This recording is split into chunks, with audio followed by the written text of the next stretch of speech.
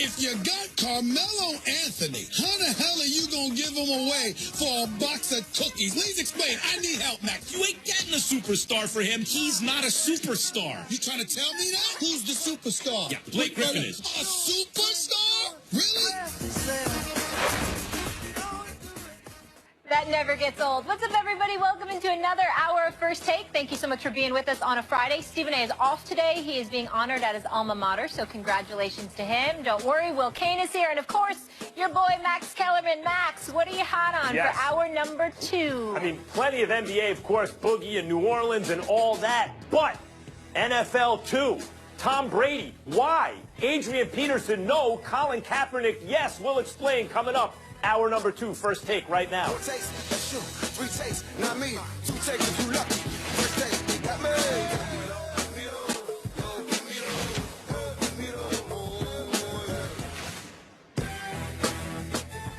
About last night, DeMarcus Cousins made his Pelicans debut, and he filled up that stat column with 27 points, 14 rebounds, 5 assists, 5 steals, and 4 blocks. But it came with an all-too-familiar result, a 30-point loss to the Rockets. Cousins, how you feeling? Well, it's obvious we're not used to one another. We kind of, cater to one another instead of just playing our own game. I didn't expect to come in and, win a championship. Houston's a very good team, very seasoned team. They have their identity, and we're trying to find ours right now. Max, is this 30-point loss a sign of things to come? For fire and ice. No more than if you write a paper in school, the first draft is what you're going to hand in. I mean, let's remember when KD went to the Warriors early this season, they got blown out by San Antonio. You want to replay that game?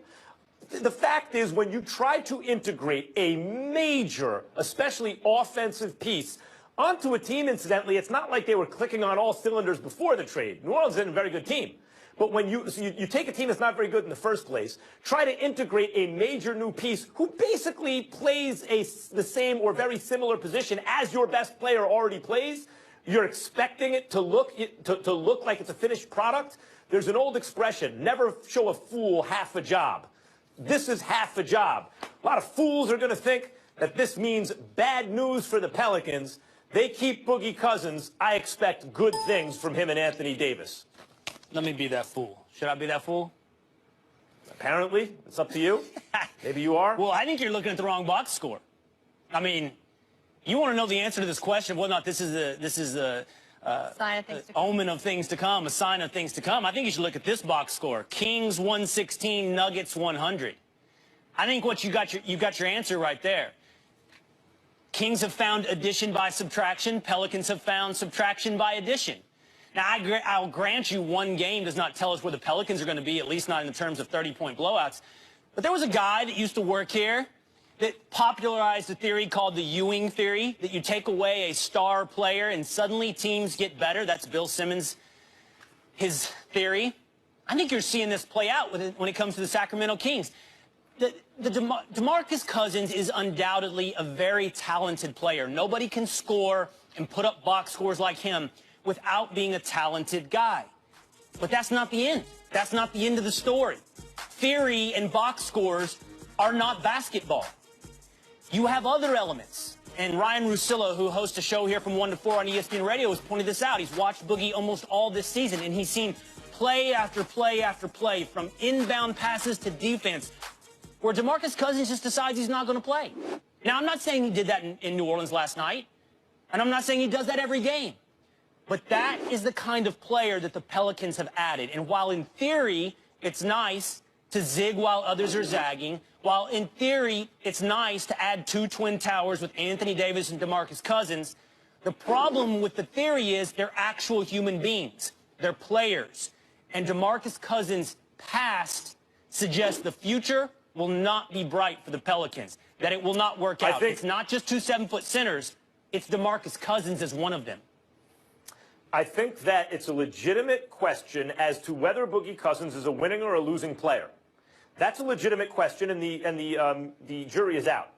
The Kings are a losing franchise. I mean, the question was the same with Isaiah Will Thomas was there. Are they a winning or losing? Willie Cauley-Stein's not going to go for 30 and 10 or 29 and 10 every night. And if he does, by the way, God bless him. But the point is that that the Kings have a losing culture, and it affected Isaiah Thomas when he was playing with Boogie Cousins. How much of that is Boogie? How much of that is the Kings? We're about to find out. I mean, we know they're the losers in every trade, right? If a team wants to unload a player they think hurts them winning, Masai Ujiri gets to Toronto, he gets rid of right away of Rudy Gay. Who does he find to take him? Obviously, the Sacramento Kings. They lose every trade. They don't know what they're doing, and so they don't know what they're looking at. And the owner is, insane about what he thinks is going to make a good team. At any rate, we're going to find out the answer to your question as to whether Boogie Cousins is actually detrimental to a team's success. But I think if you look at Isaiah Thomas, it suggests probably it's more the Kings. At least that's what the early returns say to me. Boogie Cousins' problem is not on the court. Yes, you can track every play and see at times. No, it's not. You can track every play and see at times, oh, he didn't play defense there, etc. You can do that for a lot of players. His style of play is not counterproductive to winning. His skill set is not counterproductive to winning. His age, his injury history, none of those things are counterproductive to winning. His attitude in the locker room might be. He may be a coach killer. He may be uncoachable. We shall see. But none of his actual game suggests that. His actual game suggests he is a monster, and you're putting him with another monster in New Orleans. And if Alvin Gentry can't make that work, that's on him as much as it's on Boogie. I love it in theory. I really do. I wish nothing but goodwill for Boogie Cousins. But the evidence is overwhelming.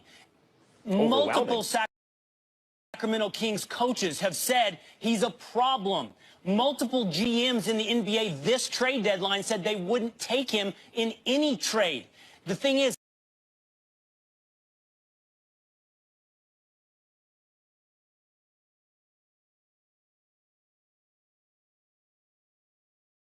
locker room antics and locker room attitude aren't limited to the doorway. You don't cross the threshold and change it. When he gets on the floor, Max, you've played sports. I played team sports. You have players sometimes that are very talented, that can score, that can fill up a box score. But somehow, when it's all said and done, they make the team around them, despite what their score line looks like, they make the team around them worse. They make them worse. The question, and the Kings were better last night without him.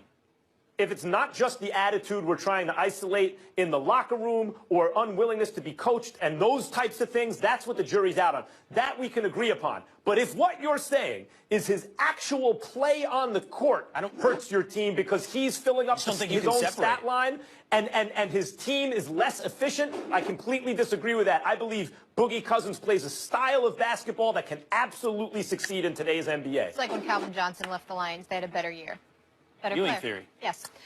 Trade deadline came and went yesterday with a lot of big names staying put. So some of the middle of the pack names who moved were Nerlens Noel going to the Mavs, Taj Gibson and Doug McDermott heading to the Thunder, and Lou Williams joined the Rockets earlier this week. Well, who's your biggest winner and biggest loser from the trade deadline yesterday?